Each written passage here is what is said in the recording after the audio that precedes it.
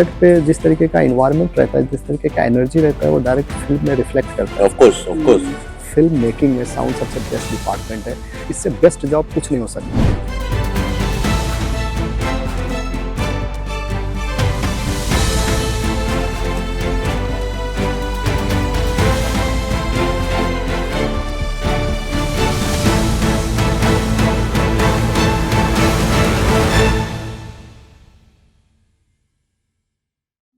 Welcome to lights camera मस्ती originals.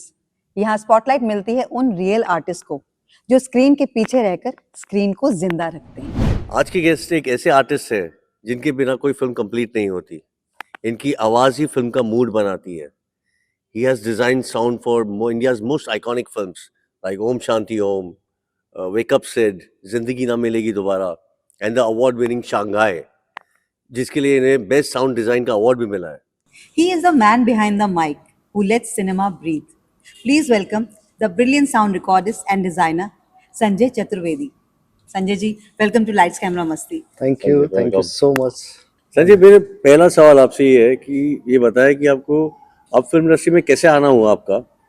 कि आपको बचपन से फिल्म मेकिंग का शौक था या किसी माइक ने आपको अट्रैक्ट किया बचपन में? सच कहूँ तो माइक ने भी अट्रैक्ट नहीं किया, वो तो अभी बहुत अच्छा लग रहा है लोगों को सुनने में, सिनेमा की कहानियों को सुनने में।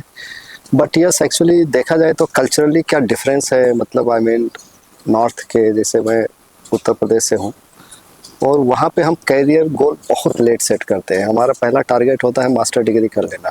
करेक्ट। तो वहाँ पॉपुलर बिलीव है कि अगर आप मास्टर डिग्री नहीं होंगे तो शायद शादी भी नहीं होगी। बिल्कुल सही बोला, मैं भी वहीं से हूँ। तो पहले आप मास्टर डिग्री करते हैं। But yes, during the master degree and उसके बाद ये लगा कि कुछ करना चाहिए and that opportunity I got in SRFTI कि एंट्रेंस देना चाहिए साउंड डिजाइनिंग एंड रिकॉर्डिंग के लिए।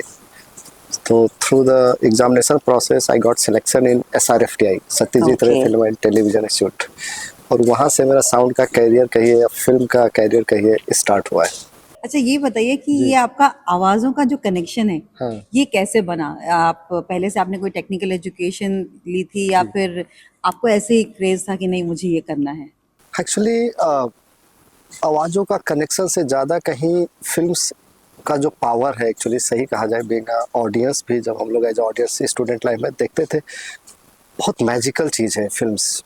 ये मुझे लगता है कि कहीं पे भी कोई कहीं पे भी रहे, इतना मैग्नेटिज्म है, मुझे जो लगता है, आज भी लगता है, जब आप अच्छे कहानी का पार्ट हो, कोई फिल्में आप खुद देखते हो, बहुत ज़्यादा इन्फ्लुएंस्ड हो जाते हो। जैसे मैं 3 इडियट्स देखा, मैं बहुत ज़्यादा इन्फ्लुएंस्ड हुआ। तारे ज़मीन में मैं खुद पार्ट रहा हूँ शूटिंग के टाइम पे। तो शूटिंग के टाइम पे भी और शूटिंग के बाद भी जब ऑडियंस के बीच में देखते हो तो मुझे लगता है कि इतना पावरफुल मीडियम है। तो ये कहीं ना कहीं आप बचपन से ही, जैसे हमारा इंटरटेनमेंट का कोई और साधन तो था नहीं, अभी तो लोगों के पास सोशल मीडिया है, फेसबुक है या और मतलब मीडियम्स हो सकते हैं, लेकिन जब हम लोग स्मॉल टाउन में रहते तो हमारे पास फिल्म्स ही हैं। एक्चुअली उस समय टेलीविजन भी इतना मार्केट पकड़ा नहीं था। तो हमारे लिए सबसे ज़्यादा अट्रैक्शन कहिए या मैग्नेटिक पावर इंडस्ट्री का भी कहिए, तो हम फिल्में बहुत देखते थे, क्लासेस बंक करके भी देखते थे। बट ये है कि वर्ल्ड सिनेमा या कोई बहुत अच्छे फिल्में वहाँ देखने का मौका नहीं मिलता था। ये बात है कि हमारी ट्रेनिंग, जो कह सकते हैं एक प्रकार के बचपन में बहुत कमर्शियल फिल्मों से ट्रेनिंग हुआ है। बट फिल्म्स पढ़ने के लिए आपको टेक्निकल बैकग्राउंड की ज़रूरत नहीं है। मतलब जैसे मैं आया हूँ SRFTI में, अगर कोई FTI SRFTI में जाना चाहता है, स्पेशली साउंड डिज़ाइन में, तो उस समय था कि आप BSc फिजिक्स होना चाहिए, बट अभी वो ज़रूरत नहीं है। अच्छा। साइंस बैकग्राउंड से होना चाहिए, क्योंकि हमारे कामों में साइंस का वर्क है, तो साइंस बैकग्राउंड से रहे तो बेटर है। बट यस, मोर देन आपका लाइफ का जजमेंट अच्छा होना चाहिए, लाइफ का ऑब्जर्वेशन अच्छा होना चाहिए, लाइफ में पिक पॉइंट होना चाहिए कि आप डे टू डे लाइफ में कितने अवेयर हो आप अपने सराउंडिंग्स में, सराउंडिंग्स के इमोशंस में, उनके कैरेक्टर्स में, उनके साउंड में या उनके लाइटिंग या whatever it is the cinema. वो हमारा हमेशा एक रहा है। जिस तरीके का इन्वायरमेंट में पढ़ते थे दोस्तों यारों में, या जिस तरीके का हम फिल्म्स लवर थे, मतलब आई मीन जो भी हो, कमर्शियल फिल्म ही ओनली देखते थे, कोई आर्ट ऐसा कुछ एक्सपोजर नहीं होता था। तो वो somehow it's the pulling point कि हमें ये पढ़ना चाहिए, ये करना चाहिए। बट यस, हमारे फादर एक बहुत उनका एक था कि भाई आप कुछ भी करना चाह रहे हो, प्रॉपर एजुकेशन लेके जाओ। My father was a teacher, तो उनका फर्म बिलीव था कुछ भी करो पहले पढ़ो। तो फिल्म्स में के लिए भी जब मैंने कहा कि SRFTI में एडमिशन लेना चाहता हूँ तो उन्हें बोला ठीक है, then you can go really, क्योंकि आपका 3 to 4 इयर्स का कोर्स है, आप प्रॉपर ट्रेनिंग के थ्रू जाते हो तो definitely there is a secure career जो नहीं है नहीं है। बट आई मीन यस कि ही फील कि अगर प्रॉपर एजुकेशन के थ्रू जाते हो तो definitely there is a lots helping and there is a आपका एक बेसिक ग्राउंड सेट रहेगा। तो correct. That is the one point. Sanjay, आपकी बिगनिंग ऑफ योर करियर, आपके जो प्रोजेक्ट्स करे आपने बिगनिंग में, हाँ। तो कौन से प्रोजेक्ट्स हैं जिन्होंने आपको शेप दिया? एक्चुअली बहुत अच्छा प्रश्न है। हम जब SRFTI में थे तो हमारा कोर्स स्ट्रक्चर बहुत अच्छा है, सिलेबस, कि हम फिल्म्स को 3 इयर्स में डिवाइड करके पढ़ते हैं। तो हमारे जो प्रोजेक्ट्स होते हैं, डायलॉग एक्सरसाइज है, इमेजिन सीन है, सॉन्ग्स हैं, डॉक्यूमेंट्रीज हैं, फिल्म्स हैं, तो हर सेमेस्टर में हमारा वर्कशॉप होता है। तो हमारा सिंग साउंड का जब प्रोजेक्ट था तो हमने डिपार्टमेंट में जाके रिक्वेस्ट करके कि हमें नकुल कामटे साहब को बुलाना है for a workshop. He is my guru, he is my teacher, he is my mentor. He has done Lagaan, Rang दे बसंती है, दिल चाहता है, लक्ष्य, वो सब फिल्में किया। तो हम बहुत मेस्मराइज्ड थे लगान, क्योंकि पहला सिंग साउंड फिल्म है बॉलीवुड का और इतने लार्ज स्केल पे शूट हुआ है, ऐसे डिफिकल्ट लोकेशन पे शूट हुआ है और इतने लार्ज नंबर ऑफ क्राउड के साथ। तो हम सोचे कि कैसे सिंग साउंड पॉसिबल हुआ है इंडिया में, तो उनको बुला के सिखा जाए। तो वो हमारे लिए एक ब्रेकिंग पॉइंट है टू द इंडस्ट्री, कि हमारा एक्सपोजर इंस्टीट्यूट में एक्सपर्ट के साथ होता है, जो इंडस्ट्री के एक्सपर्ट होते हैं उनको बुला के वर्कशॉप होता है। तो वो मेरे लिए ब्रेकिंग पॉइंट था। तो after passing out I started assisting Nakul sir. Okay. तो मेरी पहली फिल्म थी हनीमून ट्रेवल्स, दूसरी तारे जमीन पर, तीसरी ओम शांति ओम। तो ये सब प्रोजेक्ट मेरे ब्रेकिंग पॉइंट है। और प्लस आप मास्टर्स के साथ काम कर रहे हो, प्लस एक चैलेंजिंग प्रोजेक्ट में काम कर रहे हो, वो एक बहुत अच्छा मेरे लिए एक प्लस पॉइंट रहा। मुझे मौका मिला टू शेप माय एस्थेटिक्स, और जो मेरे टेक्निकल अंडरस्टैंडिंग है उसमें और न्यू टेक्नोलॉजी के साथ, चैलेंजेस के साथ काम करने का जो मौका मिला, दैट इज़ द बेस्ट, मतलब I mean proud entry I say, कि मेरे लिए बहुत बड़ा हेल्प रहा। Best of projects you have done. Yes, so ये रहा है मेरे लिए। आपने केसरी फिल्म की है, बहुत ही कमाल की फिल्म थी। हाँ। उसका कुछ एक्सपीरियंस बताइए कि कैसा रहा। एक्चुअली केसरी से बहुत ज़्यादा मेमोरी जुड़ा हुआ है। अच्छा। स्पेशली हम इतने डिफ़िकल्ट वेदर में काम करते थे, ऑलमोस्ट 50 डिग्री टेम्परेचर्स, और जहाँ हमारा सेट लगा हुआ था वाई में, स्पीति वैलीज में, कुछ पार्ट हमने बॉम्बे में भी शूट किया हुआ है। तो वेदर एक तो डिफ़िकल्ट है, प्लस हमारे नंबर ऑफ क्रू का जो साइज़ था, पठान 1500-2000 पठान रेगुलर सेट्स पे हैं और आप एक्शन थ्रू आउट शूट कर रहे हो। तो मेरे लिए चैलेंज ये था कि सिंग साउंड कैसे पॉसिबल हो केसरी जैसे फिल्म के सेट पे, जहाँ पे इतना लार्ज नंबर ऑफ क्राउड है और इतने डिफिकल्ट एटमॉस्फेयर में आप शूट कर रहे हो, तो कैसे सिक्योर किया जाए कि आप बहुत अच्छा सिंग साउंड मिल रहा है। तो वो मेरे लिए सबसे चैलेंजिंग, मेरे लाइफ का सबसे चैलेंजिंग फिल्म था as a sync sound engineer. और उसमें डेफिनेटली अक्षय सर का बहुत बड़ा कॉपरेशन है। ओके। हाँ, मतलब डे टू डे माइकिंग को लेके है, या हम अगर कोई टेक्स अच्छा नहीं होता है तो रीटेक्स करते हैं दोबारा, या वीडियो में बहुत अच्छा टेक्स मिला है तो वाइल्ड ट्रैक्स हम लेते हैं, तो उसको लेके मतलब I mean is very cooperated so well कि बहुत अच्छा क्वालिटी हमें सिंग साउंड का मिला हुआ है केसरी में। ओके। और सबसे डिफिकल्ट उसमें होते थे कि कैसे उस साउंड डिज़ाइन पर्सपेक्टिव से सिंग साउंड को किया जाए। जैसे हम लोग सिंग साउंड तो करते हैं, रिकॉर्डिंग करते हैं, बट उसमें सबसे बड़ा चैलेंज है कि कैसे आपका फिल्म साउंड करना चाहिए थिएटर्स में, उस तरीके का लार्जर देन लाइफ इम्पैक्ट कैसे आप क्रिएट करोगे। तो उसमें हमारे लिए कि जैसे आप डे में शूट कर रहे हो या आप कोई शॉट्स ले रहे हो, उसमें मल्टी कैम शूट्स कर रहे हो, वो माइक्रोफोन्स फ्रेम में नहीं आने चाहिए, या आपको एक्स्ट्रेट टेक्स चाहिए कि आपको 360 डिग्री साउंड डिज़ाइन करना है, डॉल्बी एटमॉस के हिसाब से आपको साउंड डिज़ाइन करना है, जिसमें बहुत सारे लार्ज नंबर ऑफ ट्रैक्स चाहिए। तो हम बहुत मल्टीपल वाइल्ड ट्रैक्स लेते थे। जूनियर्स को दौड़ाना, पहाड़ से दौड़ते हुए भागते हुए पठान जो शॉट्स में आ रहे हैं उनको हम रियल में दौड़ा दौड़ा के बहुत सारे टेक्स लिए हैं, 50 डिग्री टेम्परेचर्स में, बहुत सारे वेयर फुट्स हैं, बहुत सारे और इवन मतलब लैंड है जो बराबर नहीं है, जिसमें मतलब एक्सीडेंट हो सकता है, गिर सकते हैं, लेकिन बहुत डिफिकल्ट था हमारे लिए। ओके। बहुत डिफिकल्ट था, मतलब it's was toughest film for the sound actually on set. अच्छा, सिंग साउंड हम बहुत सुनते हैं सिंग साउंड, बट हमारी ऑडियंस के लिए बताइए कि सिंग साउंड एक्चुअली होता क्या है। एक्चुअली सिंग साउंड हमारे लिए ये है कि जब हम ऑन सेट जो साउंड रिकॉर्ड करते हैं ड्यूरिंग द शूट, जब एक्टर एक्ट कर रहा है, कोई कहानी प्ले कर रहा है, कोई किरदार प्ले कर रहा है, तो पहले क्या होता था, हमारे पास टेक्नोलॉजी नहीं थे, हमारे पास फैसिलिटीज़ नहीं थी, तो रफ डायलॉग रिकॉर्ड करते थे ऑन सेट, तो बाद में उसका जाके डबिंग होता था। हाँ लेकिन अभी चूंकि we have a fantastic gears, equipments, technology, तो हम सिक्योर कर रहे हैं कि जो भी सेट पे परफॉर्म हो रहा है, सीन परफॉर्म हो रहा है, कैरेक्टर्स परफॉर्म हो रहे हैं, ऑन सेट हम कैसे बेस्ट रिकॉर्ड करें उसमें विदाउट एनी डिस्टरबेंस। और वो फिल्म में जब हम रखते हैं तो फिल्म का इम्पैक्ट चेंज वो हो जाता है। रियल इमोशन जो उस समय के इमोशंस होते हैं वो देखने को मिलते हैं। एग्जैक्टली। हाँ, correct. अदरवाइज जैसे अभी हम बातें कर रहे हैं आप सब, हम 6 मंथ के बाद बैठ के बातें करेंगे तो फील नहीं आएगी, मैं डब भी नहीं कर पाऊंगी। नहीं कर पाएंगे। तो ये सबके लिए चैलेंज हाँ, है। correct. Dubbing is a very unnatural process कि आप 6 महीने के बाद उसके बीच में आप डिफरेंट स्क्रिप्ट करने लग जाते हैं, हमारे एक्टर्स या कोई भी हो, मतलब और फिल्में करते हो, आपका इन्वायरमेंट से, डिफरेंट सोसाइटी से एक्सपोजर है, तो आप करेक्टर से डिरेल हो जाते हो। Correct. अगेन आप आके कंसंट्रेट नहीं कर। तो sync sound is a very beautiful process and very necessary process for film making. Otherwise आप फिल्म मतलब बड़ा गंदा सुनाई देता है, मतलब आई मीन अच्छा नहीं लगता है, कहना नहीं चाहिए, बट यस।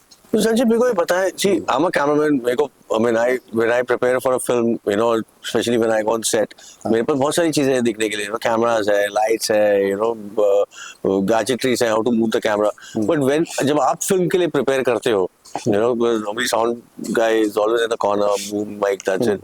बट और कौन सी चीजें आपके दिमाग में चलती हैं अब फिल्म के लिए, अपने आप को प्रिपेयर करने के लिए? करेक्ट। तो कोई भी हो, मतलब I mean more than a sync sound engineer, sound designer, director को भी, इनफैक्ट प्रोड्यूसर को भी, मैं व्हाट आई पर्सनली प्रेफर कि मैं सुनना चाहता हूँ, स्क्रिप्ट पहले सुनता हूँ रेदर देन रीड। जो आप सुनते हो किसी दूसरे से कहानी में, आप उनके टोन को, करेक्टर्स के पर्सनालिटी को, उनके पर्सनल ट्रेट्स को आप सुनते हो। तो जब पढ़ता हूँ मैं, तो पढ़ने में डिफरेंस क्या है कि आप अपना खुद का करेक्टर बिल्ड करते हो जो आपके अंदर है, या जिस तरीके से आप देखना चाहते हो सकता है आपके अंदर बायसनेस भी हो उस कहानी को लेके, कि किसी को सेम कैरेक्टर्स कॉमेडी लग रहा है, मुझे थ्रिलर लग रहा है, मे भी हो सकता है, because it's a subjective personality. लेकिन जब आप डायरेक्टर के थ्रू सुनते हो तो आपका ऑडियो क्लियर होता है, मतलब आपके कैरेक्टर्स क्लियर होते हैं, विजन आ जाता है, पर्सनालिटी आ जाता है, तो आप बेटर साउंड डिजाइन को विजुलाइज कर सकते हो। तो एक तो पहला स्टेप है कि नरेशन होना चाहिए, एंड नरेशन अगर परफॉर्म्ड है, वेल परफॉर्म्ड है, या मोटा मोटी एक करेक्टर स्केलेटन है तो अच्छा रहता है। जो अभी थोड़ा थोड़ा कम हो रहा है, मुझे लगता है कि पढ़ने दे दिया, पढ़ लो, फिर हम मिलके टेक्निकली डिस्कस कर लेते हैं, लेकिन होना चाहिए एक हाव भाव, क्योंकि साउंड आप सुनते हो तो सुनना मुझे अच्छा लगता है, क्योंकि मैं बाद में सुन रहा हूँ, पहले भी सुन लूँ तो थोड़ा ईजी होता है मेरे लिए कहानी को। दूसरा चीज़ है कि जब भी हम प्री प्रोडक्शन स्टार्ट करते हैं, सारे HODs का मीटिंग होता है, उसमें डेफिनेटली साउंड का बहुत बड़ा रोल है। बुलाना चाहिए, इक्वली इम्पोर्टेंस देना चाहिए और इक्वली सजेशन लेना चाहिए। सबसे लिए मैं जो प्रेफर करता हूँ कि हर लोकेशन का रेकी होना चाहिए, रेकी में सिंग साउंड इंजीनियर प्रेजेंट रहे, साउंड डिज़ाइनर प्रेजेंट रहे, एक सीन वाइज लोकेशन शूट कर रहा है नहीं कर रहा है, उसका फील कैसा है, ऑडियो का एटमॉस्फेयर कैसा है, कि जैसे अब बहुत ही इमोशनल सीक्वेंस है, आप कहीं बहुत रेलवे के बगल में घर है, हो सकता है विजुअली बहुत सपोर्टिव हो, लेकिन आपके पास इतना ज़्यादा नॉइज़ हो जो लैंडस्केप उस इमोशन को डिस्ट्रॉय कर दे।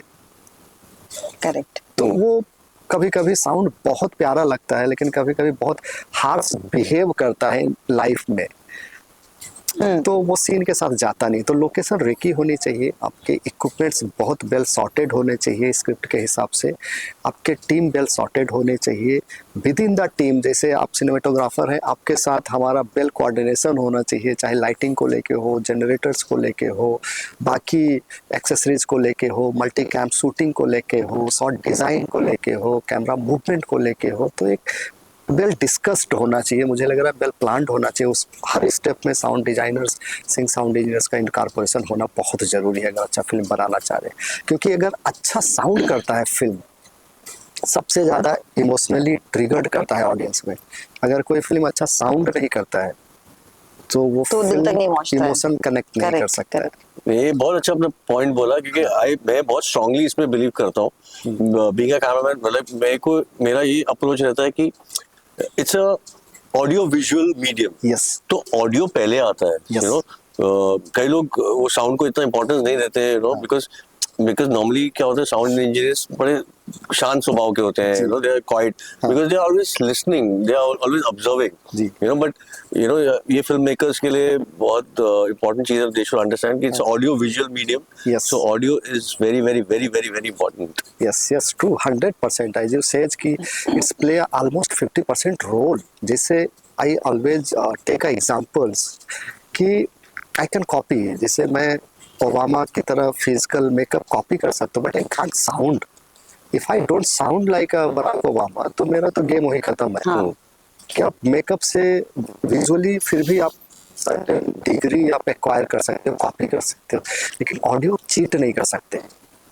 कि सबसे ज्यादा कैरेक्टर एक्सपोज्ड ऑडियो में होता है. जैसे मान लो मैं आपके सामने ही मिला, आप इजीली मुझे जज कर सकते हैं विद इन 2 मिनट्स 5 मिनट्स. हर मेरा हिस्ट्री, चाहे वो एक्सेंट हो, एक्सेंट से आप पकड़ लेंगे कि कहाँ का रहने वाला है, उसमें फैमिली बैकग्राउंड तक इंटैक्ट है, इंफॉर्मेशन है, मेरा एजुकेशन, पूरा बायोडाटा आपके वर्डिंग, आपके फ्रेजिंग में, आपके बातचीत में एकदम झलक जाता है.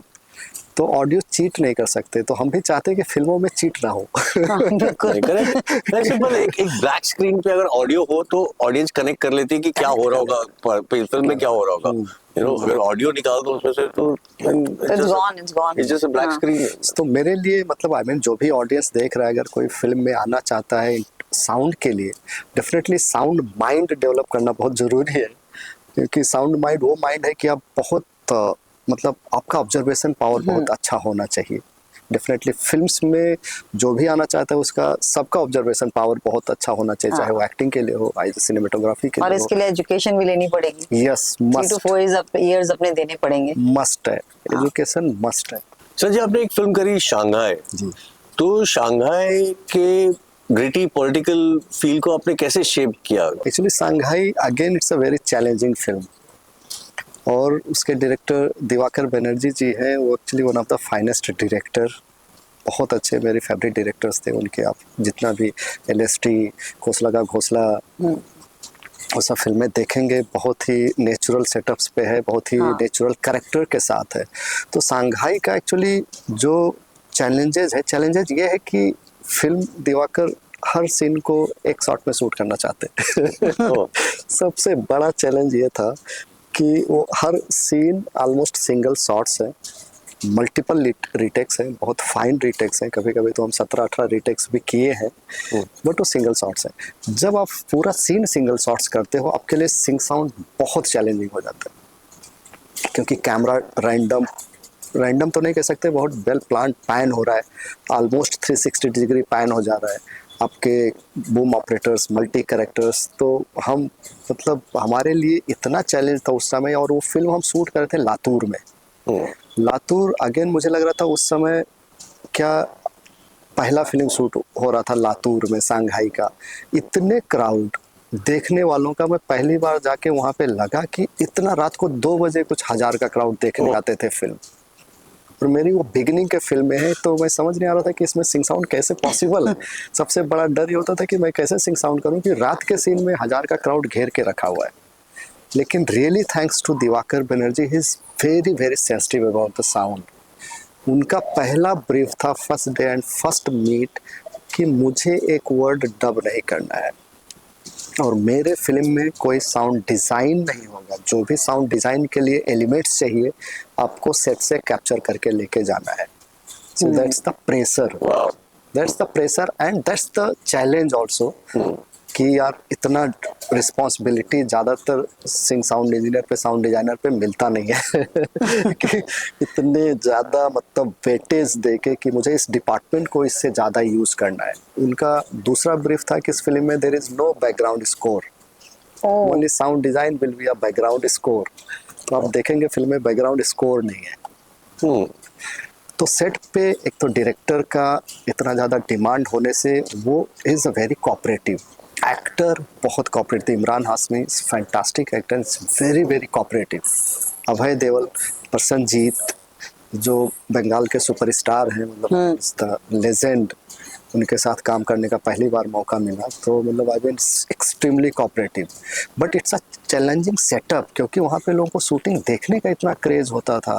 वो हमें लग रहा है कि जैसे नॉर्मली हम बॉम्बे में स्ट्रीट पे शूट करते थे तो हमें लगता था कि देख के लोग चले जा रहे हैं, आ रहे हैं, मतलब आई मीन मूविंग क्राउड्स है बट वहाँ खड़े होकर रात को 2 बजे तक देख रहे हैं, ताली बजा रहे हैं, सीटी बजा रहे हैं, तो लॉकअप के लिए मतलब आई मीन बहुत ज़्यादा सिक्योरिटी चाहिए, लोकल पुलिस चाहिए, प्लस उनको हम बैरिकेटिंग करते थे, रस्सी वस्सी बांध के रोड को ब्लॉक करते थे, मतलब मेक श्योर करते थे कि नॉइज ना आए। एंड इट्स अ रियली मतलब ब्रिलियंट अचीवमेंट आई से, कि वो जो हार्डवर्क उस समय हमने पसीना खून बहाया है वो बहुत अचीवमेंट था। बट उसमें बहुत ज़्यादा क्रेडिट प्रोडक्शन टीम को मैं देना चाहता हूँ, क्योंकि उस समय हमारे जो EP थे, वसीम भाई, प्रिया श्रीधरन वगैरह मैम, बहुत पेशेंसली मुझे प्रोवाइड किया। उस समय मैं मतलब आई मीन इतना ज़्यादा मेरा एक्सपीरियंस भी नहीं था, तो हम लोग परेशान हो जाते थे, मैं परेशान हो जाता, मुझे ये बंद नहीं होगा तो मैं शूट नहीं कर पाऊंगा, नहीं करूंगा, मतलब आई मीन लाइक, तो they have taken me as a child किया, ठीक है अच्छा मेक श्योर कि इसको मिले। तो that's how we have achieved that. It was a very difficult film to shoot, क्योंकि उतने रूरल एरियाज में जाके और इस एक्टर के साथ, मतलब इमरान हाशमी को देखने के लिए इतना ज़्यादा भीड़, मतलब आई मीन मतलब बहुत ज़्यादा भीड़, और मतलब शंघाई के लिए आपको अवार्ड भी मिला। Yes. तो इसको आप कैसे ब्लेसिंग की तरह देखते हैं या फिर प्रेशर की तरह, क्योंकि लोगों की एक्सपेक्टेशंस बढ़ गई होंगी कि इससे और कुछ बेटर मिलेगा हमको? जी एक्चुअली ब्लेसिंग तो है, बहुत खुशी होता है जो आप मिलता है मुझे, मतलब आई मीन बहुत अर्ली ऑफ कैरियर में मिला। मैं कभी सोचा नहीं था कि एक छोटे से टाउन में जाके और अब बेस्ट साउंड डिज़ाइन का अवार्ड मिलेगा और sound engineer association of India का अवार्ड मिलेगा, तो मेरे लिए ब्लेसिंग ही था। And I still I feel very proud कि उस फिल्म से मिला, क्योंकि जो मेरा सबसे फेवरेट फिल्म है वो शंघाई आज तक का मेरा सबसे फेवरेट फिल्म है। तो I really feel as a blessing की एक। नहीं, कभी ऐसा फील हुआ कि मतलब थोड़ा प्रेशर था कि यार आगे सब लोग मुझसे और कुछ और पता नहीं क्या क्या चीजें एक्सपेक्ट करेंगे, कुछ लोगों के better expectations high हो बढ़ जाते हैं। जाएंगे? हाई हो जाते हैं। अब देखिए फिल्म इंडस्ट्री का सबसे बड़ा भाग्य बोलिए दुर्भाग्य बोलिए, इसमें आपको you have to just keep riding it. Ups and down इतने ज़्यादा रहते हैं कैरियर्स में, तो आपको अवार्ड मिलेगा, फिर कई साल नहीं मिलेंगे, फिर कभी नॉमिनेशन हो जाएगा, फिर नहीं मिलेगा, तो feel some time hurt, some time ठीक है। But now it's been 17 years, तो आई रियलाइज कि ये तो अपनी जगह है। डेफिनेटली आप अच्छा काम कर रहे हो, बहुत लोग भी अच्छा काम कर रहे हैं, ऐसा नहीं है। हमारी इंडस्ट्री में अभी बहुत अच्छे प्रोफेशनल हैं और सबका आइडियाज़ बहुत अच्छे हैं। मैं लोगों को भी फिल्में देखता हूँ, बहुत अच्छा काम करते हैं।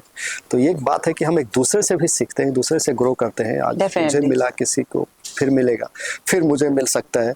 तो I mean we keep learning and from each other. वो एक को एग्जिस्टेंस अच्छी बात है इंडस्ट्री में, जो होना चाहिए, जो एक पॉजिटिव प्रोफेशनलिज्म होना चाहिए, क्योंकि तभी इंडस्ट्री ग्रो करेगी। करेक्ट। अदरवाइज पॉजिटिव प्रोफेशनलिज्म नहीं है कि अगर मैं किसी का फिल्म देख को रियली अप्रिशिएट नहीं करूंगा तो वो भी मेरे साथ नहीं करेंगे। But that's the negative impact. कुछ अच्छे मोमेंट्स हैं, कुछ अच्छे फिल्में हैं जिनकी हमें तारीफ करनी चाहिए, कुछ अच्छे टेक्निकल वर्क्स हैं जिनको हमेशा तारीफ करना चाहिए, भले हम मैं जानूँ या ना जानूँ। मतलब ये हमारी जिम्मेदारी बन जाती है, क्योंकि आज अगर सही में देखेंगे कि बॉलीवुड में 20 से 25 लाख वर्कर हैं। जॉब इतना बड़ा इंडस्ट्री है जो 20 से 25 लाख लोगों को जॉब दे रहा है, डायरेक्टली और इनडायरेक्टली। इंडियन रेलवे के पास उतने जॉब्स नहीं है।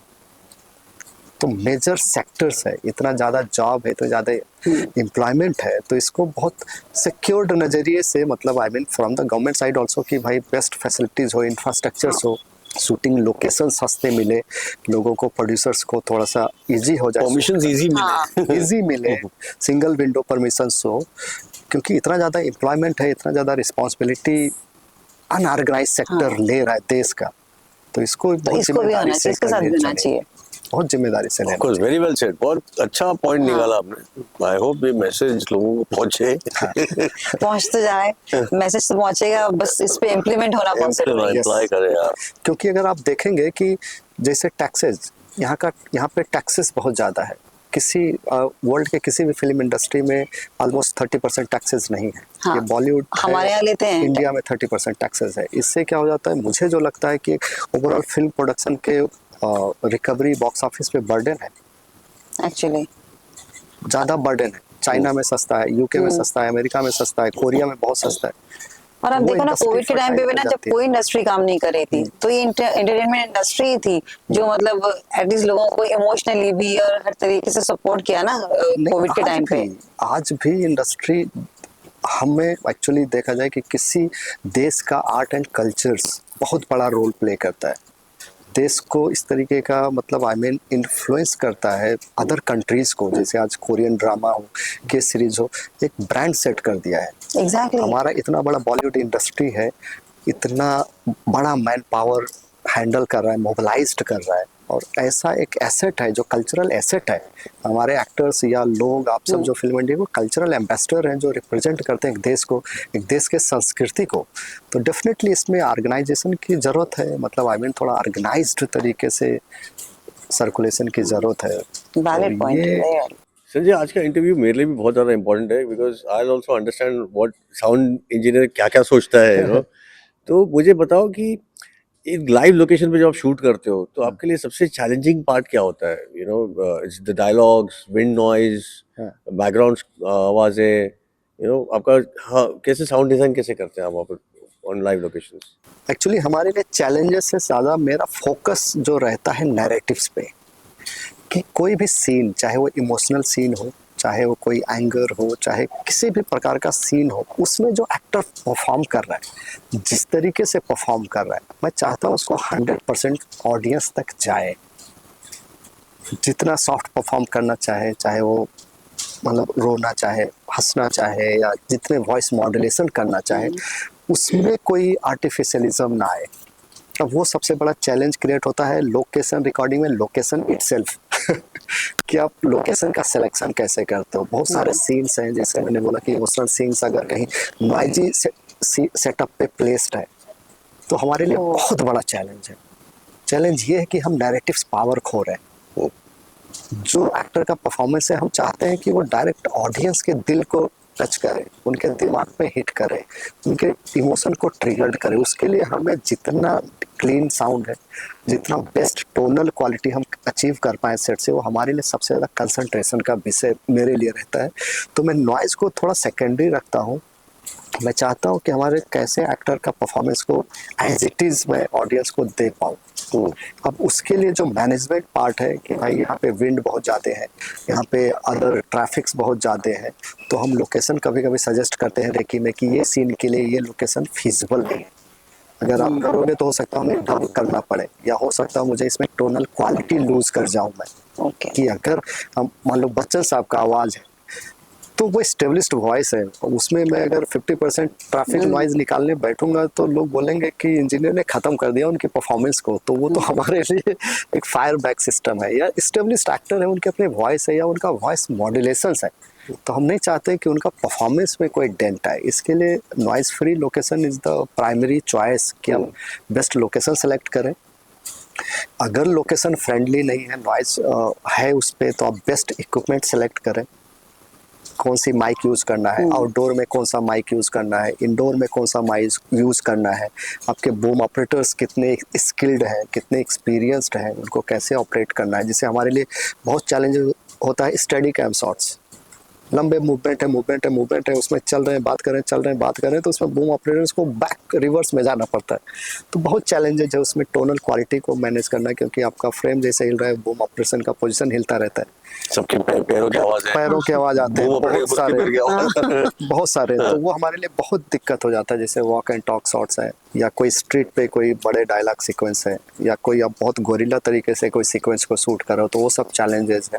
बट डेफिनेटली उसमें एक्सपीरियंस, उसमें आपके अच्छे डिसीजन मेकिंग, उसमें जितना क्लियरिटी है किसी सीन में मुझे एक्चुअली क्या कैप्चर करना है, वो बहुत ज़रूरी है। आपका क्लियरिटी होना, मतलब again being a sync sound engineer, मेरा क्या रहता है, because I do also a sound design.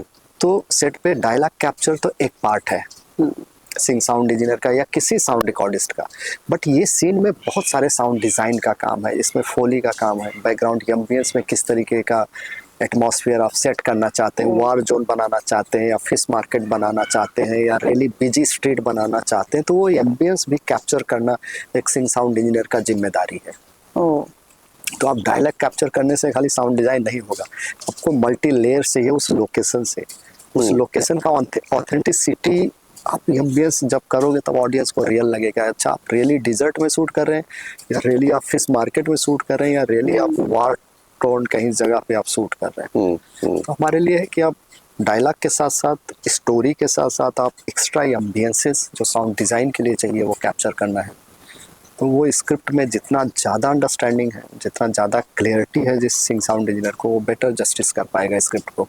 बहुत अमेजिंग है प्रोसेस, मतलब Yeah. हाँ, actually sometimes you really listen to the silence also, silence भी सुनाई देती है। वो डिज़ाइन है।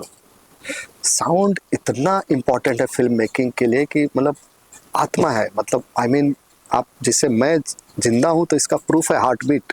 हाँ, तो वो हार्ट बीट ही साउंड डिज़ाइन है, वो प्रूफ देता है कि फिल्म लाइव है या फिल्म लाइव नहीं है। ट्रू। क्योंकि आप सर्टेन मूविंग इमेज को आपको लाइफ देना है, and that life is the sound. क्योंकि मैं बोल रहा हूँ तो इट्स अ प्रूफ, वही प्रूफ है वो। तो इट्स अ लाइफ, और ये इसमें क्वालिटी होना बहुत ज़रूरी है। जिसे मैं मतलब एक बहुत ही पर्सनल एग्जांपल यूज़ करता हूँ कि जैसे हमारे पास मोबाइल है, एक्चुअली उसका काम है बात करने का, तो बट हम मोबाइल खरीदते किससे हैं? बहुत मेगापिक्सल के बेस पे।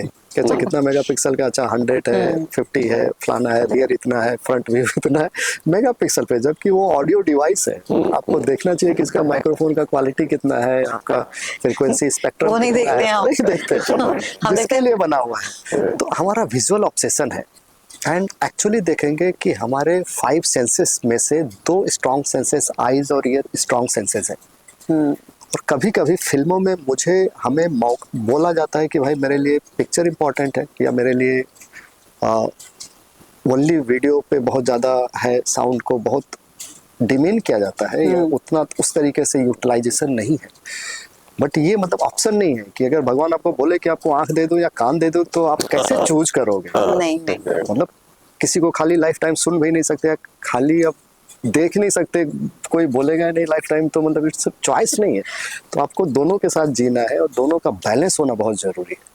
और बहुत अच्छे जो फिल्म मेकर्स हैं, जो मतलब आई मीन क्रिस्टोफर नोलान वगैरह, ये अपने फिल्म को बहुत अच्छा साउंड और वीडियो मतलब दोनों को बैलेंस यूज करते हैं। हाँ, और इस स्टोरी टेलिंग का सबसे मैजिकल पार्ट ये है कि जब का आपका ऑडियो और वीडियो बैलेंस्ड हो। Very true.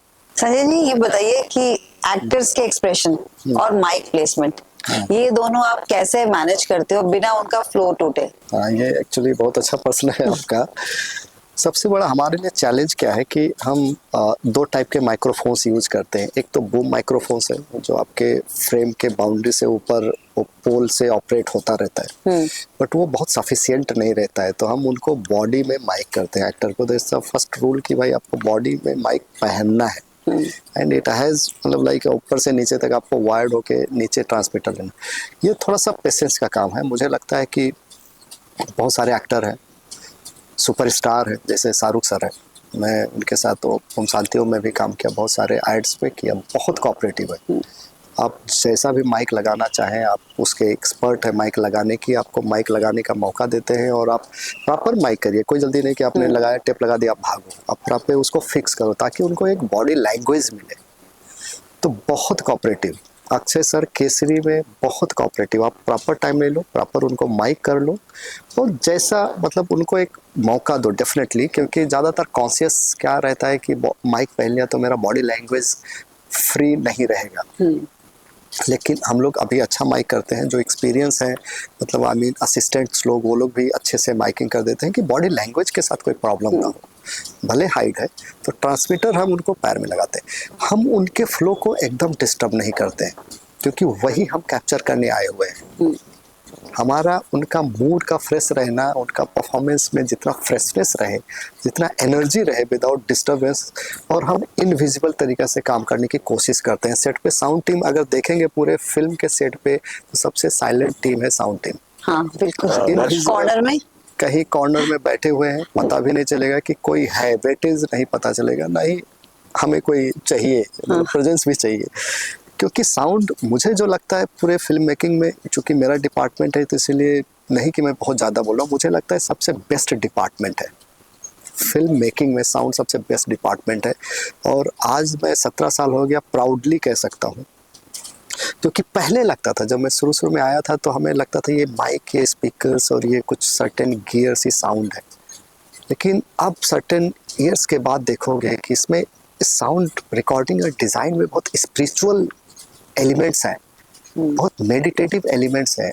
तो आप अगर ऐसे भी सोचें कि अगर सेट पे मैं जा रहा हूँ और मेडिटेशन करने जा रहा हूँ, क्योंकि 12 घंटा में किसी एक्टर को कोई एक नई कहानी, नया किरदार बैठ के आप सुन रहे हो, बिल्कुल तो सही। ये आपको 12 घंटा मिल रहा है, प्रोड्यूसर्स पे कर रहा है आपको, समझिए मेडिटेशन करने के लिए। इससे बेस्ट जॉब कुछ नहीं हो सकता है।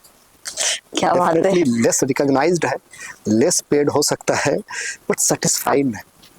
मुझे आज आई रियली फील प्राउड कि मैं साउंड प्रैक्टिशनर हूँ, और अच्छा लगता है मुझे, तसल्ली मिलती है, शांति मिलती है, बहुत शांति मिलता है। 12 घंटा आप सुनते हो, एकदम कूल एंड काम पर्सनालिटी, बहुत मेडिटेटिव, क्योंकि आप जो काम करते हो आपकी पर्सनालिटी को सेव करता है। जैसे कोई Right. वकील है तो हो सकता है घर में भी धारा दफा आर्टिकल्स का बात निकल आए, कोई सर्टेन पुलिस में है तो वो सर्टेन एटीट्यूड आ जाता है। जब आप साउंड प्रैक्टिस में हो तो एक मेडिटेशनल तरीके से या एक स्पिरिचुअल प्रैक्टिस में आप एक बहुत शांत स्वभाव, ज़्यादातर साउंड को देखेंगे, मुझे लग रहा है जो वेल प्रैक्टिशनर हैं, अच्छे प्रैक्टिशनर हैं, साउंड है, ऑलवेज हम्बल, कूल, काम।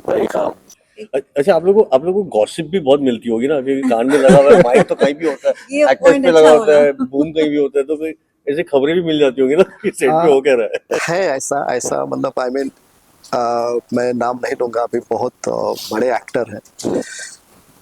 एक बार शॉट दे के आए और डायरेक्टली आए मेरे पास, बोले कि यार ये डायरेक्टर कितना रिटेक्स लेता है ये। और मैंने जस्ट पैन करके सर देखा तो डायरेक्टर साहब हेडफोन लगाए बैठे हुए हैं। तो मैंने माइक बंद किया इमीडिएट, क्योंकि जस्ट कट हुआ था, सडनली वो आ गए थे, तो I was not prepared also कि मैं माइक बंद कर पाऊँ। नॉर्मली मैं बंद करता हूँ, जैसे शॉर्ट कट होता है माइक मैं म्यूट पे डालता हूँ, कि ताकि फ्रीली जो भी उनको मतलब बात करना है कहीं तो एटलीस्ट मेंटेन प्राइवेसी।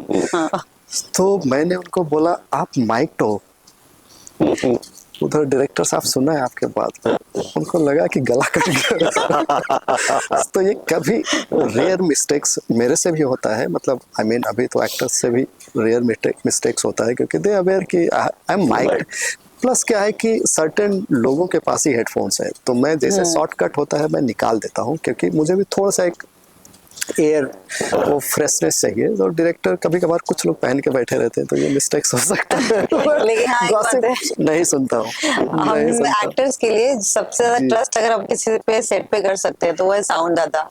हम जैसे कभी होता है कि टीवी में तो पता ही है माइक लगा के परमानेंट रहना है, हम कभी कभी होता है गॉसिप हो ही जाता है, we are also human beings, Yes, yes, gossip हो जाता है, तो फिर मैं ऐसे माइक में बोलती हूँ साउंड दादा सुन नहीं रहे ना कोई बात मेरी, एंड ही लाफ्स। तो एक्चुअली कभी ध्यान ही नहीं रहता है कि वो माइक ऑफ है नहीं है क्या है। नहीं नहीं, वो तो मतलब माइक एक्चुअली ज़्यादातर हम ही लोग ऑफ करते हैं, हमारे असिस्टेंट ही ऑफ करते हैं। तो अभी तो हमारे पास है कि without touching actors we can put it off. तो हमें, हाँ, तो हमें जाके उनको मतलब फिजिकली डिस्टर्ब नहीं करना है, उनको आउट ऑफ कैरेक्टर नहीं ले जाना है। बट यस, थोड़ा सा कॉन्शियसनेस रखना है कि आप माइक हैं, तो क्योंकि अब हमारे से क्या होता है कि मैं तो नहीं सुनूंगा, या सुनूंगा भी तो it's a private conversation, we keep headphones. मान लो सडनली मैं नहीं हो पाया, कुछ आप बोलने लगे तो वी कीप इट, क्योंकि वो इतना प्रोफेशनल एथिक्स मेंटेन करना है, वेरी इंपॉर्टेंट। मेंटेन करना है। और ये प्राइवेसी है, और ये हमारी कम्युनिटी है, हमारी फैमिली है, तो we have to treat it like a family and we have to maintain certain degree ethics. But हो सकता है कि हमसे कभी 10 हेडफोन का डिमांड होता है, जैसे एड्स में बहुत सारे हेडफोन का डिमांड होता है कि आप लेके आइए, सब सुन रहे हो, हमें नहीं पता कहाँ ऑन है, बट वी मेंटेन कि कट हो गया, then we maintain. Actually I maintain personally कि कहीं पे पर्सनल कन्वर्सेशन किसी के हेडफोन में ना जाए। That's very nice. अच्छा, लेकिन देखा है अक्सर ना साउंड टीम और एक्टर का जो है 36 का आंकड़ा होता है, वो क्यों होता है सेट पे? मतलब कई बार देखा है ऐसा अक्सर होते हुए। जी, 36 का आंकड़ा हो जाता है, सिचुएशन ऐसे क्रिएट हो जाती है कि मतलब आई मीन किसी भी फीमेल कास्ट को हम लोग माइक नहीं करते, हमारा टीम, साउंड टीम किसी का भी माइक नहीं करता है। वो माइकिंग होता है, कॉस्ट्यूम असिस्टेंट कर देते हैं, या ड्रेस मैन हो, मेकअप मैन हो, या कोई एडी हो, कर देते हैं माइक, तो हम लोग नहीं करते हैं। तो कभी कभार क्या हो जाता है कि माइक पोजीशंस पे नहीं रहता है, एंड आपके पास बड़े बड़े सीक्वेंस है, कहीं रसल आ रहा है, या कहीं भी आप बॉडी लैंग्वेज यूज कर रहे हो तो नॉइज आ रहा है। तो हम चाहते हैं कि भाई अब आइदर मैं गंदा ट्रैक रिकॉर्ड करूं, या तो मैं आके आपसे बोलूं कि ma'am this is not a mic, not properly fixed, I have to refix it. तो आपको एक बार सेट से, फ्रेम से बाहर जाके दोबारा फिक्स करना है। तो कभी कभी एक्टर इरिटेट होते हैं, उस पर नो डाउट, बट हमारा हम्बल रिक्वेस्ट रहता है कि भाई प्लीज थोड़ा सा करें, क्योंकि आपका सीन खराब होने से, आपका परफॉर्मेंस खराब होने से आप 2 मिनट ब्रेक लेके माइक को रिफिक्स कर लें। एक बार मेरे साथ ही हुआ, मेरे असिस्टेंट माइक दे के आए, माइक लगाया भी और रसल आ रहा था। अगेन आई सेड कि मेरे असिस्टेंट को क्या प्लीज़ बोलो कि माइक का रसल आ रहा है। तो वो माइक लगाने के बजाय आते हुए निकाल के मेरे ट्रॉली पे रख के चले गए। तो मैंने बोला आप ऐसे कैसे, मतलब माइक थ्रो एक प्रकार का झटके से रख के वो चला गया। How can you throw the mic. मुझे मतलब फेमिनिस्ट ज्ञान ये वो चीज़ें करने लगे। तो मैंने बोला मैम मैं पॉलिटिकल साइंस में PhD कर रहा हूँ, मुझे पता है व्हाट इज फेमिनिज्म, तो प्लीज वो मत करिए। बट ऐसा डिसरिस्पेक्ट तो मत करिए माइक्रोफोन का, क्योंकि आप ही के लिए हम काम कर रहे हैं, कोई मेरे लिए नहीं काम कर रहा है। आपकी आवाज़ जितनी अच्छी जाएगी, जितनी आपकी परफॉर्मेंस ओरिजिनल इंटैक्ट रहेगी, ऑडियंस आपके कैरेक्टर को रिकॉग्नाइज करेगा, आपके कैरेक्टर से प्यार करेगा। मेरा इसमें पर्सनल इंटरेस्ट क्या है। But yes sometime it happens कि 360 डिग्री सिचुएशन हो जाता है। बहुत सारे सिचुएशन ऐसे भी हैं इंडस्ट्रीज में कि साउंड रिकॉर्डिस्ट को जॉब भी छोड़ना पड़ा है। ये नहीं कहूँगा कि हमारे जितने सीनियर एक्टर्स हैं, मैं जितने, चाहे सोनाक्षी सिन्हा हो, जैकलीन हो, किसी भी प्रियंका चोपड़ा हो, अनुष्का शर्मा हो, जितने लोग बहुत अच्छे कोऑपरेटिव हैं, लेकिन बहुत सारे जूनियर एक्टर्स में बहुत एटीट्यूड भी है। मतलब I mean they must cooperate actually, क्योंकि समझना पड़ेगा कि ये फिल्म मेकिंग प्रोसेस में थोड़े से आते रहते हैं कॉम्प्लिकेशन। करेक्ट है। और वैसे भी वो उनके परफॉर्मेंस को एनहांस करने के लिए बोल रहे हैं ना, अपने लिए तो नहीं। हाँ। जैसे मैंने अभी इनके लिए माइक मंगवाया, मैं 2 माइक लेके आया, मैंने साउंड इंजीनियर से इंटरव्यू है, कोई माइक साउंड होना चाहिए, माइक गड़बड़ नहीं होना चाहिए, इसलिए घबरा के 2 ले आया। मैं एक काइपोचे शूट कर रहा था, एक कार का सीक्वेंस था, तो उसमें हमारे को एक्टर को बोला कि सर आप प्लीज क्लोजअप है, आप थोड़ा माइक, उन्हें पकड़ा हुआ है, पैर से होल्ड किया हुआ है, नहीं स्पीक। तो बहुत सारे एक्टर्स, अमित सद ने किया हुआ था, मेरे कार का सीक्वेंस था काइपोचे में। तो corporate this is the team उनके लिए, उनके बेटरमेंट के लिए, उनके बेटरमेंट के लिए। कभी कभी हमें माइक पोजीशन या कहीं बेटर नहीं मिलता है, तो somehow we have to cooperate each other. Exactly. और सब मिलजुल के काम करेंगे तो चीजें अच्छी बनेंगी। यस ये बहुत जरूरत है आज के टाइम में, अभी के टाइम में स्पेशली हमारे बॉलीवुड को तो बहुत जरूरत है कि जितना ज्यादा आत्मीयता से काम करे, टीम काम करे, क्योंकि सेट पे जिस तरीके का एनवायरनमेंट रहता है, जिस तरीके का एनर्जी रहता है, वो डायरेक्ट फिल्म में रिफ्लेक्ट करता है। Of course. अच्छा, आपने बहुत सारे फिल्म मेकर्स के साथ काम किया है, तो कभी किसी ने बोला कि आपकी साउंड ने फिल्म के सीन का सीन बना दिया, बोला किसी ने कभी आपको?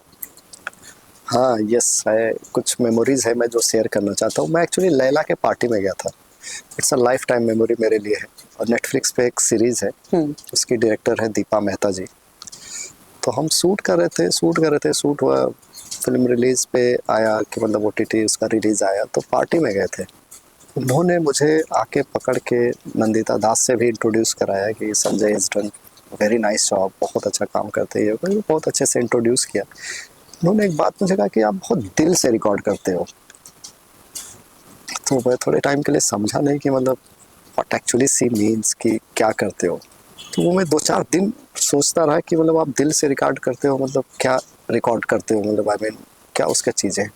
बट एक चीज़ मैं रियलाइज़ किया, जो मेरा प्रैक्टिस का तरीका है, कि जब मैं भी स्क्रीन पे मेरा साउंड इक्विपमेंट्स है और एक वीडियो है, मॉनिटर है, तो वीडियो मॉनिटर में मैं एकदम एक्टर के आई के साथ मेरा आई कांटेक्ट करता हूँ। मॉनिटर पे मेरा साउंड सिस्टम है, फेडर है, मैं एकदम कांटेक्ट करता हूँ। तो मैं एक मतलब ऑलमोस्ट लॉक करके रखता हूँ, मतलब कि आई मीन कैसे परफॉर्म करे, और यहाँ मेरा हैंड का मूवमेंट होता है। तो मैं एकदम इमोशनली एकदम सिंक में हूँ, एंड देन आई फील कि अच्छा ओके नाउ सी इज, मतलब उनका जो इमोशनल परफॉर्मेंस है, उनका जो ग्राफ है, हाँ उसके साथ मैं एकदम सिंक में रहता हूँ। ये मेरा प्रैक्टिस है। मैं मतलब कहीं भी रहूँ, जैसे कैमरा ऑन हुआ, एक्शन हुआ, तो I just get into sync. वो मैं बाद में खुद रियलाइज किया कि यार दिस इज द बेस्ट, मतलब आई मीन आई फील कि मेरे लिए बेस्ट प्रैक्टिस है। मतलब अच्छा लगता है मुझे कि आई कैन यहाँ पे उनका एक एक इमोशन या जो भी पीपल्स का डायलेशन है, आई कैन फील हियर। तो वो बात उन्होंने बोला, तो इसको मैं सोचा कि अच्छा ये शायद उन्होंने देखा, सुना, मतलब सुनने में फील होगा, वो सोल आ जाती है, उसमें सोल आ जाती है। तो एक तो वो मेरे लिए बहुत बड़ा था कि दीपा मेहता जी जैसा अच्छा, very good compliment, very good compliment. उन्होंने कहा तो वो मैं मतलब I record like this only. और एक है निखिल एडवाणी जी, जब मैं एम्पायर कर रहा था, एम्पायर का एक एपिसोड हमने प्रीव्यू किया, हॉट स्टार पे है, आप देख सकते हैं जब भी टाइम मिले। देखी मैंने। तो उसका क्या था, उन्होंने एक एपिसोड देखा, मुझे मैसेज किया अर्ली मॉर्निंग में, सुबह तो 7:30 को आया हुआ मैसेज है, sir brilliant job and really sounding great as per we expected, या जो मुझे चाहिए था, जिस तरीके का larger than life and everything. तो दैट मैसेज एंड कुछ मेमोरीज हैं जब मैं राकेश ओम प्रकाश मेहरा के साथ काम कर रहा था, तो उनका रात को 11:30 बजे एक बार कॉल आया, बहुत मैं सरप्राइज्ड हो गया, रात को 11:30 बजे कुछ गाली वाली करेंगे, मुझे लग रहा है बहुत खराब एक्सपीरियंस है। तो उन्होंने बोला नहीं यार बहुत अच्छा काम किया आपने, बहुत सारे मतलब बाहर के एक्टर्स थे जो मुंबई से बाहर थे, किसी को डब नहीं करना पड़ेगा नाल, बहुत अच्छा साउंड कर रहा है, तो बहुत खुश था। तो मुझे ऐसे कुछ कुछ कॉम्प्लीमेंट्स हैं जो अच्छा लगता है, डायरेक्टर्स मोटिवेट्स करता है तो बहुत अच्छा लगता है, और करना भी चाहिए। आई थिंक ये क्वालिटी हम धीरे धीरे मिस कर रहे हैं अभी फिल्म में, कि एक दूसरे को प्रेज नहीं कर रहे, मतलब थैंकलेस जॉब नहीं बनना चाहिए, कोई भी टीम हो, आई मीन सेट पे जितने लोग हैं, कोई लोग भी हो, एटलीस्ट एप्रिसिएशन या थोड़ा सा Appreciation सबको मोटिवेशन, चाहिए होता है। एनर्जी आता है, Energy आता है। क्योंकि सबको अवार्ड नहीं मिलता है, हमें हर किसी आई को। थिंक ये हमारे इस शो का भी ये भी मोटिव है, you know, to bring those people, not to bring them here, so that you know लोगों को मालूम पड़े उनके बारे में कि कितनी मेहनत करते हैं वो लोग, but they are unsung heroes, correct, you know, correct, उनके एक्नॉलेजमेंट नहीं होती है, लोगों को पता नहीं चलता कि ये भी डिपार्टमेंट था, ये इसने इतनी मेहनत करी, you know, so that's the motive of this show. No, it's really, I love the way you guys are like handling it, and काफी लोगों को जो मतलब behind the scene में है, जो इतने deep hard work कर रहे हैं, मतलब I mean देखा है सारे वीडियोस आपके, मैंने देखा है, So sweet. तो बहुत अच्छे लोग हैं, और मतलब वो कहानियां एक्चुअली जो कहानियों को किस तरीके का कहानी लगा के वो बनाते The हैं, real stories. बट यस अच्छा मुझे लगता है कि और better less panic environment set पे रहे, तो I think better reflection film में Of course, हाँ, of course, of बिल्कुल। course. जैसा आप फील करते हो वो पर्दे पे दिख जाता है। दिख जाता है, तो वो हमारी जिम्मेदारी है, हम लोग का ही जिम्मेदारी है कि कैसे उसको रखें। मैं हमेशा मैं एक लोग सबको ये बोलता हूँ कि यू नो मेरा जो थॉट प्रोसेस ये है कि यू नो अगर एक फिल्म बनाते हुए मैं खुद को एंटरटेन नहीं कर सकता हूँ तो मैं ऑडियंस को कैसे एंटरटेन करूंगा? Exactly. You know if I am not happy तो वो कैसा, मैं कनेक्ट नहीं हुआ तो वो कैसा कनेक्ट होगा? Correct, you no, so correct, it really shows on the, आपकी एनर्जी दिखती है उसमें। दिखती है सर।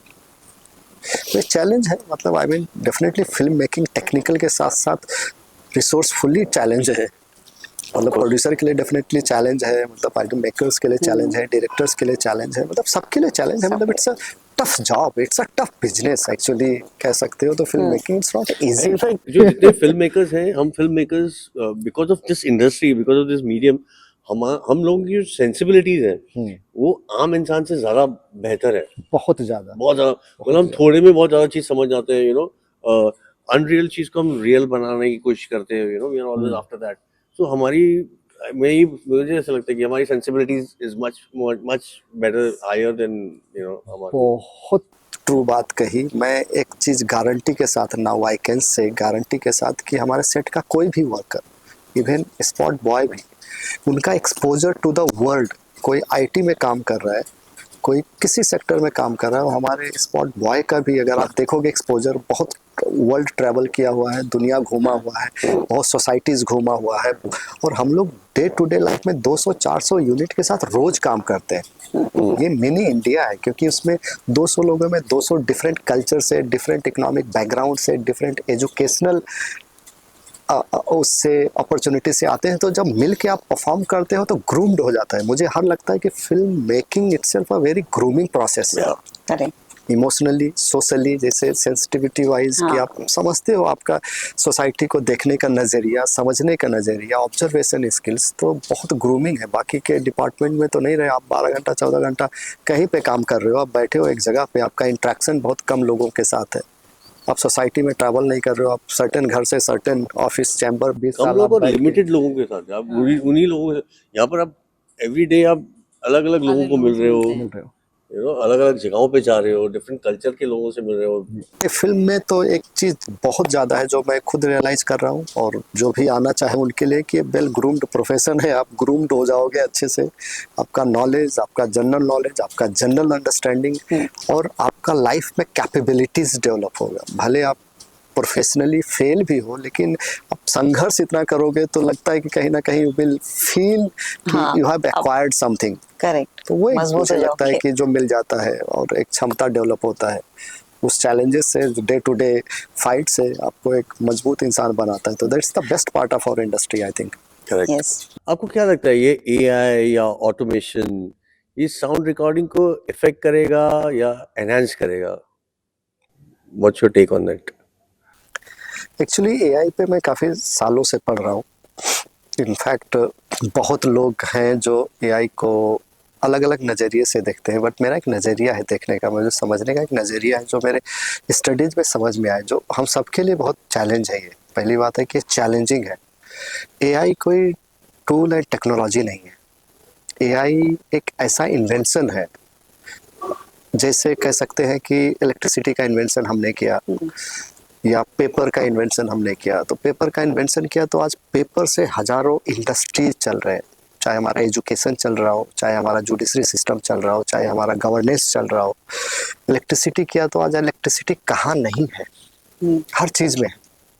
हमारे आंखों तक में अंदर इलेक्ट्रिसिटी आ गया है, पावर आ गया है। तो ये उसी लेवल का अभी तक का एआई पूरे ह्यूमैनिटी का सबसे बड़ा इन्वेंशन है। तो ये चैलेंज भी है, खतरा भी है, ये बहुत बड़ा वरदान भी है। जैसे हमें अगर आज हम होमो सेपियंस बने हैं, इतना इवॉल्व स्पेसीज हम हुए हैं, या जो हम इतना इंटेलिजेंट स्पेसीज माना गया है ह्यूमैनिटी में, उसमें एजुकेशन का रोल है, उसमें उतना ही बड़ा रोल पेपर का है कि अगर हम नॉलेज को ट्रांसफ़र कर पाते हैं, नॉलेज को स्टोर कर पाते हैं, नॉलेज को शेयर कर पाते हैं। एआई उसी तरह लेना चाहिए। पहली बात, ये टूल्स एंड टेक्नोलॉजी की अलग बात है, बट एआई उससे बड़ा इन्वेंशन है। ये एक ऐसा प्लेटफॉर्म बनेगा जो आने वाले टाइम में हजारों हजारों हजारों इंडस्ट्री, कितने प्रोडक्ट आएंगे काउंट नहीं रहेगा। अब हमारे लिए चैलेंज चूंकि क्या है कि एआई जो मुझे लग रहा है, हम ताकतवर कैसे बने, हमारा ताकत क्या था। इस इतने ट्रिलियन स्पेसीज इस धरती पे है, हम ही क्यों सबसे बड़े पावरफुल स्पेसीज बने? क्योंकि हमारे पास ब्रेन था। यस, दिमाग।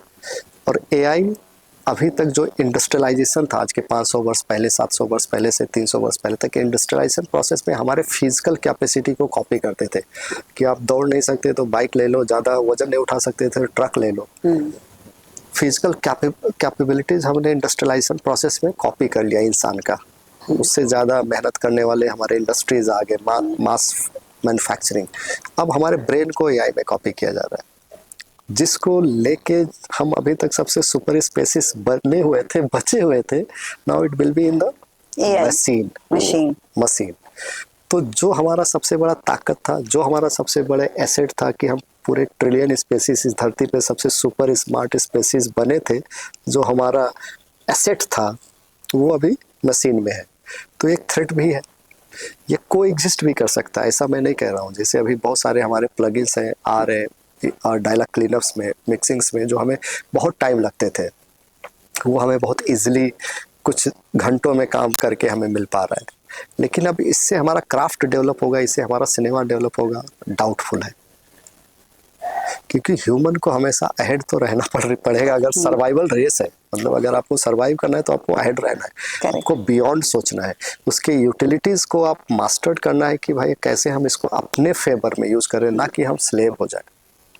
बट बहुत सारे स्कॉलरली डिबेट्स हैं, चैलेंजेस है जो अमेरिका में, यूरोपों में, कन्वेंशंस में, सेमिनार्स में डिबेट कर रहे हैं कि it's going to be a very challenging आने वाले टाइम में, 2050, 2070 में। तो ये रिसेंट की बात नहीं कर रहा हूँ, बट डेफिनेटली हमारा film making process complete change होगा। 2030 उसके बाद मुझे लग रहा है कि जिस तरीके का एआई का इवॉल्व हो रहा है, 2030 के बाद फिल्म मेकिंग प्रोसेस चेंज होगा, साउंड डिजाइनिंग प्रोसेस चेंज होगा। डेफिनेटली एस्थेटिक्स, ग्रामर, राइटिंग, ये तो एआई नहीं करेगा, हमें करना है, आपको करना है, इंसान को करना है। बट बहुत सारे टेक्निकल डिपार्टमेंट्स हो सकता है एग्जिस्ट ना करें। ये भी हो सकता है। बहुत सारे तो डेंजर तो है ही फिर डेंजर है, इट्स अ डेंजर कि बहुत सारे टेक्निकल डिपार्टमेंट एग्जिस्ट ना करें।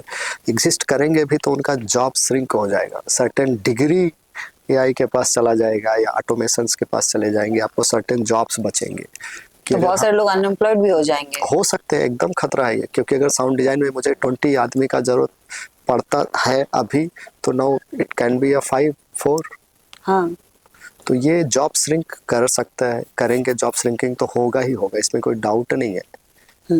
बट अगर स्मार्ट डिजाइन है जो कि एक इथिकल है, सबसे ज्यादा एआई को लेके वर्ल्ड वाइड डिस्कशन हो रहा है कि कैसे इथिकली डिजाइन किया जाए एआई को। अगर इथिकली डिजाइन है तो थोड़ा फेवर में रहेगा, ह्यूमैनिटी के फेवर में रहेगा, जो प्रैक्टिस इंडस्ट्रीज है उनके फेवर में रहेगा। नहीं तो बहुत बड़ा डेंट है कि अब जैसे एक छोटे से एग्जांपल के तौर पे अगर लिया जाए कि स्कूलों का, कॉलेजों का, यूनिवर्सिटीज का बिजनेस, उनका प्राइस देखिए। अगर आपके $99 में कोई चिप लगा के नर्सरी से लेके एमए तक का डिग्री फीड कर दे ब्रेन चिप में, तो इतने बड़े बड़े इंडस्ट्रीज जो चल रहे हैं, एजुकेशन बंद हो फैक्ट्रीज चल रहे हैं, उनका तो चैलेंज है, और ये $99 में आ जाएगा। कोई कंपटीटर आ जाएगा, बोलेगा $2 में अवेलेबल है। पेरेंट्स बहुत खुश हो जाएंगे। तो जो पियानो सीखने के लिए जो हम लोग कोर्स करने के लिए 3 साल 4 साल देते थे, वो तो जस्ट स्पीड हो जाएंगे। $10 में till the time we use it as a tool, it's good. But जहाँ हम उस पे completely rely करना start कर दिया ना, that's when humanity will go. You know, अब उस पे completely depend नहीं कर सकते। उसको इस्तेमाल करो, let human brain only maneuver it. You know, don't rely on it completely. But it's one of the biggest invention. ये वो तो इन्वेंशन है। मतलब आप छोटी सी चीज देखो ना यार, पहले अगर हम लोग कहीं जाते थे तो हम लोग रास्ते याद करते थे, याद करते रास्ता यार, ये रास्ता याद जाना है, लेफ्ट राइट। आज की तारीख में जो रेगुलर रास्ता है उस पर भी आदमी मैप लगा के बैठता है। हाँ, यू नो, तो उसने सोचने की क्षमता उसकी खत्म होती जा रही है। You know, they stop thinking about it. You know, पहले लेजी। फोन नंबर्स कैसे याद रहते थे, आज फोन नंबर्स याद नहीं रहते हैं। एक्सप्लोरेशन हाँ। कि आप अगर यहाँ तक पहुंचने में मुझे 4 आदमी से इंटरेक्ट कर रहा हूँ, तो 4 डिफरेंट लोगों से, अच्छा sir, hello, hi, I need guide, तो आप you are interacting with the societies. और आप एटलीस्ट, नहीं तो आप सोलो गाड़ी बंद करके आप पहुंच रहे हो रोबोटिक। वही चीज है। और आपको ना अगर देखा जाए तो ये जो गूगल है, जो भी है, तो आपको वो रूट्स याद ही नहीं होते हैं। नहीं होते। पहले क्या, क्योंकि आपको याद रखना पड़ता था, तो अब आप 4 बार भी जाते हो, 40 बार जाते हो उस जगह पे, पर आपको वो रूट याद नहीं होता, नहीं रहता। बिकॉज आप डिपेंडेंट हो उसके ऊपर, उस ऐप पे। पहले ऑप्शन नहीं था, अब ऑप्शन है तो लोग people are stop using the brain, दिमाग इस्तेमाल करते हैं। वो वाली चीज है। वो हैक है, वो मेजर हैक है, वो अब चैलेंजेस सोसाइटी के सामने आ गया है और आएगा भी। मतलब आई मीन अभी तो हमारे लिए तो फिर भी हम लोग मतलब पास ऑन कर लेंगे, लेकिन आने वाले जनरेशन के लिए मेजर चैलेंज है, मेजर चैलेंज है। एआई छोटा इन्वेंशन नहीं है, टूल एंड टेक्नोलॉजी नहीं है, इट्स इन्वेंशन, बड़ा इन्वेंशन जिसपे हजारों इन्वेंट होंगे। तो it is a challenge for the humanity. हो सकता है ये ह्यूमन का सबसे लास्ट इन्वेंशन हो सकता है कि ह्यूमन को इसके बाद जरूरत ही ना पड़े करने की, या जरूरत बचे नहीं करने की, या एआई ही टेक ओवर कर ले सब कुछ।